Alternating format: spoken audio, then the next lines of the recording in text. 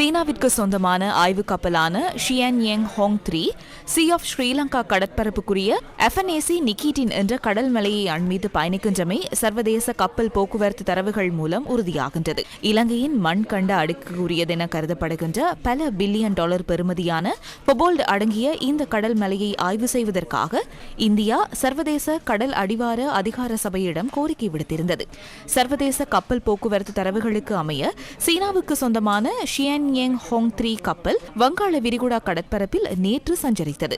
இந்தியாவை அண்மித்த கடற்பரப்பில் இருந்தவாறு இந்த கப்பல் இந்தியாவை உளவு பார்ப்பதாக சில இந்திய ஊடகங்கள் செய்தி வெளியிட்டுள்ளன. எனினும் இந்த கப்பல் வங்காள விரிகுடா வரை பயணித்த விதத்தை பார்க்கும்போது இந்த கப்பல் FNAC நிக்கீட்டின் கடல் மலை திசையில் இருந்து பயணித்தமை உறுதியாகின்றது.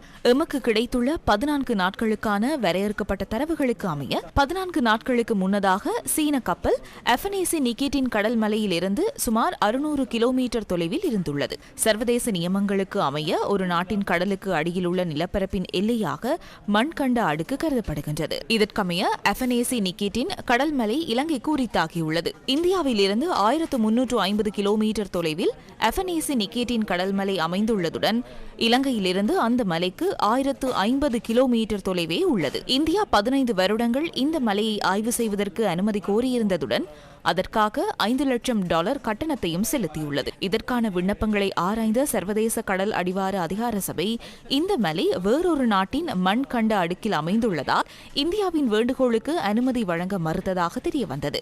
மிகவும் பெறுமதியான கொபோல்ட் படிமம் உள்ளிட்ட கனிமங்கள் நிறைந்த FNAC நிக்கீட்டின் கடல் மலை உள்ளிட்ட மண் கண்ட அடுக்கின் உரிமை தொடர்பாக 2009 ஆண்டு மே மாதம் 8 இலங்கை ஐக்கிய நாடுகள் சபையிடம் தகவல்களை சமர்ப்பித்தது. எவ்வாறாயினும் 2010 ஆண்டு மே மாதம் 10 இந்தியா அது தொடர்பான தமது தரப்பு விடயங்களை சமர்ப்பித்தது. இந்த பின்புலத்திலேயே சீனாவின் ஆய்வு கப்பல் இந்த பிராந்தியத்தில் பயணித்துள்ளதாக தகவல்கள் வெளியாகியுள்ளன. FNAC நிக்கீட்டின் கடல் மலை 3000 சதுர கிலோமீட்டர் 1158 சதுர மைல் பரப்பில் அமைந்துள்ள 150 பாறைகளை கொண்டுள்ளது.